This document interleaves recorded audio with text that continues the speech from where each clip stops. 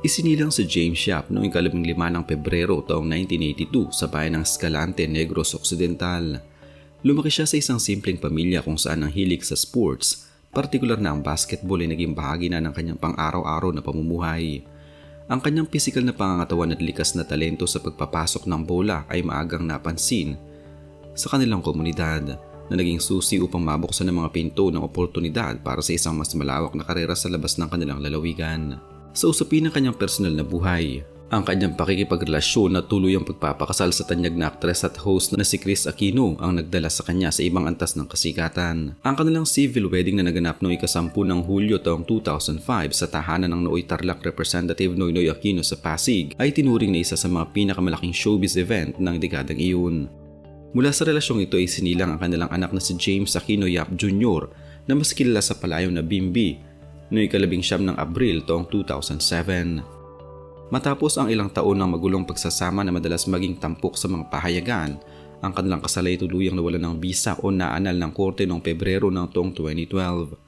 Matapos ang madilim na kabanata ng kanyang unang pagpapakasal, nakatagpo si James Yap ng bagong pag-ibig sa pagkatao ng isang Italian national na si Michela Cazzola. Ang kanilang relasyon ay nagsimula noong taong 2012 at nagbunga ng 2 anak, sina Michael James na isinilang noong taong 2016 at Francesca Michelle na isinilang noong taong 2018. Sa kasalukuyan, nananatiling pribado at matatag ang relasyon ng atleta kay Cazzola, malayo sa ingay at kontrobersiyang kaakibat ng kanyang nakaraang buhay pag-ibig. Ang karera sa basketball ni James Yap ay hindi nagsimula sa marangyang paraan, kundi sa pamamagitan ng tiyaga at pagpapakita ng gilas sa mga lokal na liga sa Visayas.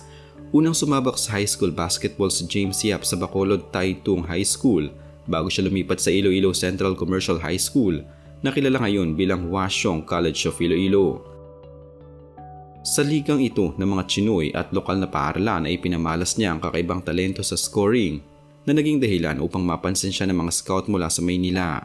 Noong taong 2000, lumuwas ng Maynila si Yap upang maglaro para sa University of the East Red Warriors sa University Athletic Association of the Philippines o UAAP sa ilalim ng pamumuno ng UE. Binuo niya kasama sina Paul Artadi at James Martinez ang nakakatakot na koponan ng nagpahirap sa maraming katunggali sa kolehiyo. Bagamat hindi niya nadala ang UE sa isang kampyonado sa UAAP, nakuha naman niya ang prestihiyosong UAAP Most Valuable Player Award noong season 66 na naganap noong taong 2003. Kasabay nito, naglaro rin siya sa Philippine Basketball League o PBL sa ilalim ng koponang Wellcoat Paint Masters, kung saan lalo pang nahasa ang kanyang abilidad laban sa mas matatandang manlalaro. Ang opisyal na pagpasok ni James Yap sa Philippine Basketball Association o PBA naganap noong taong 2004 nang siya'y piliin bilang second overall pick ng Pure Foods Tender Juicy Hot Dogs sa PBA draft. Ang kanyang pagpasok sa profesional na liga naging hudyat ng bagong panahon para sa prangkisa ng Pure Foods. Sa loob ng 12 taon, pinangunahan niya ang koponan sa iba't ibang pangalan nito tulad ng BMEG, Sunmig Coffee at Star Hot Shots kung saan nagkamit siya ng 7 kampyonato at 4 na Finals MVP Award. Ang pinakarurok na kanyang karera sa koponan ay naganap noong taong 2014 nang makamit ng San Miguel Coffee Mixer sa pambihirang Grand Slam sa ilalim ng pamamahala ng multi-titled coach na si Tim Cone. Noong Oktubre ng taong 2016, isang malaking sorpresang yumanig sa PBA nang i-trade si James Yap ng Star Hot Shot sa Rain or Shine Elasto Painters kapalit ni Paul Lee.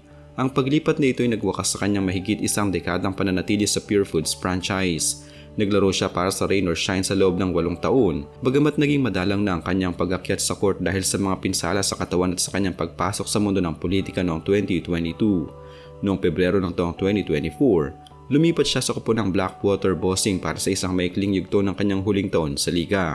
Bilang isang pampublikong personalidad, hindi naiwasan ni James Yap na masangkot sa mga malalang kontrobersiya na naging laman ng mga pangunahing balita at naging mitya ng mga pampublikong debate.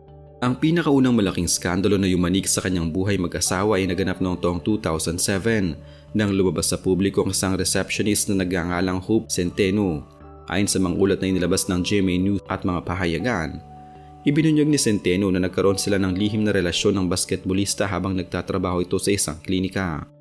Ang isyong ito ay nagdulot ng malaking lamat sa relasyon ni Chris at James na nauwi sa pampublikong pag-iyak na aktres sa telebisyon, bagamat pansamantala nilang naayos ang kanilang pagsasama para sa kanilang anak. Noong taong 2010, tuloy ang gumuhang relasyon ng mag-asawa na nagresulta sa paghahain ng annulment.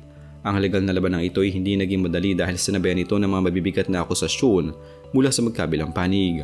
Naging sentro ng usapan ang hiling ni Chris Aquino para sa isang Temporary Protection Order o TPO laban kay Yap noong taong 2013. Matapos magkaroon ng insidente sa tahanan ng aktres kung saan di umano ay gumawa ng hindi kanais-nais na aksyon ng basketballista sa harap ng kanilang anak. Itinanggi ito ni Yap sa isang emosyonal na panayam sa ABS-CBN News kung saan sinabi niyang pinagkakaitan siya ng karapatang makita ang kanyang anak at ginagamit ang kapangyarihan ng pamilya Aquino upang sirain ang kanyang reputasyon. Ang isa pang kontrobersiyang naging viral sa social media ay ang usapin sa sustento at ang legal na hatol ng korte ukol sa dibisyon ng kanilang mga ari-arian o properties na nakuha noong sila ay kasal pa. Dahil walang nilagdaang prenuptial agreement ang dalawa bago ang kanilang kasal noong taong 2005, ang lahat ng kanilang kinita ay sumailalim sa absolute community of property. Ang usaping pinansyal na ito ay naging paksa ng maraming spekulasyon kung saan binatikos si Yap ng ilang sektor sa pagkuha di umano ng bahagi ng milyong-milyong kinita ng aktres na sinagot naman ang kampo ng basketballista sa pamamagitan ng pagpapakita na may sarili siyang sapat na kita mula sa kanyang mga dambuhalang kontrata sa PBA at mga commercial endorsement. Sa kasalukuyang panahon, ang atensyon ni James Yap ay tuloy nang lumipat mula sa hardcourt patungo sa larangan ng serbisyo publiko. Noong local elections na naganap noong buwan ng Mayo taong 2022, opisyal na pumasok sa politika ang atleta at tumakbo bilang konsehal sa unang distrito ng lungsod ng San Juan. Sa ilalim ng partido ni Mayor Francis Zamora, nagwagi si Yap at nakakuha ng ika-4 na pwesto na may kabuang 21,427 na boto. Noong Mayo ng taong 2025, matagumpay muli siyang nahalal para sa kanyang ikalawang termino bilang konsehal, kung saan nakuha niya ang ikalawang pwesto sa lokal na bilangan ng mga boto. Ang kanyang araw-araw na gawain ay nakatutok na ngayon sa paggawa ng mga ordinansa at pagdalo sa mga sesyon sa San Juan City Hall. Ang pagkawala ni James Yap sa PBA naging paksa ng maraming tanong mula sa kanyang mga tagahanga. Ang huling kupunan na kanyang pinirmahan ay ang Blackwater Bossing noong unang bahagi ng taong 2024. Ayon sa mga opisyal na pahayag na inilabas ng pamunuan ng kupunan sa pamamagitan ng team owner na si Joseldo C., formal na ipinahayag ng atleta ang kanyang intensyon na magretiro sa profesional na liga. Ang pangunahing dahilan kung bakit hindi na siya naglalaro sa PBA ang matinding conflict sa kanyang schedule bilang isang aktibong konsehal. Ayon kay C., madalas na umaalis si Yap sa mga ensayo o practice ng kupunan kapag may mga biglaang tawag ang tungkulin sa pamahalang lungsod ng San Juan. Bukod sa issue ng oras, naging salik din ang mga paulit-ulit na injury tulad ng pinsala sa kanyang kamay at tuhod na natural na nararanasan ng isang atletang nasa edad 44 na taon. Hinggil sa tanong kung may plano pa ba siyang bumalik sa PBA, malinaw ang naging direksyon ng atleta na isara na ang kabanatang ito ng kanyang buhay. Sa mga huling panayam na inilabas ng GMA Sports at Spin.ph, binigyan din ni Yap na ang kanyang prioridad sa ngayon ay ang kanyang mga nasasakupan at constituents sa San Juan. Bagamat hindi rin siya aktibo sa professional na liga ng PBA, patuloy pa rin siyang sumasali sa mga alumni at komunidad na liga tulad ng Phil Chinese Amateur Athletic Association, kung saan pinangunahan niya ang kanyang dating paaralan na Washington College of Iloilo sa mga kampyonato. Ang relasyon sa pagitan ni James Yap at ng kanyang anak na si Bimby Aquino Yap ay nananatiling isa sa pinakamalungkot at pinakakontrobersyal na bahagi ng kanyang personal na buhay.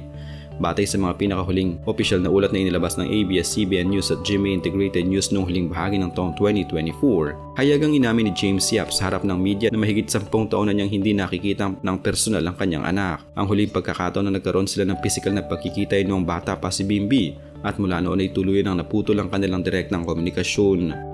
Maraming naging dahilan ang matagal na pagkakahiwalay ng mag-ama. Noong taong 2022, lumipad patungong US si Bimby kasama kanyang ina na si Chris Aquino upang sumailalim sa mga medical na pagsusuri at paggamot para sa mga malubhang autoimmune disease ng aktres. Ang pananatili ng pamilya Aquino sa ibang bansa sa loob ng ilang taon ay lalong nagpalawak sa distansya sa pagitan ng mag-ama. Kahit na nagpahayag si Chris Aquino sa kanyang mga panayam noong taong 2023, na binibigyan niya si Bimby ng kalayaan na magpasya kung nais nitong makipag-ugnayan sa kanyang ama, hindi pa rin nagbunga ito ng isang formal na pagkikita. Sa kabila ng kawalan ng komunikasyon, patuloy pa rin nagpapadala ng mga pampublikong mensahe si James Yap sa pamamagitan ng kanyang social media accounts tuwing kaarawan ni Bimby upang iparating ang kanyang walang pagbabagong pagmamahal bilang magulang.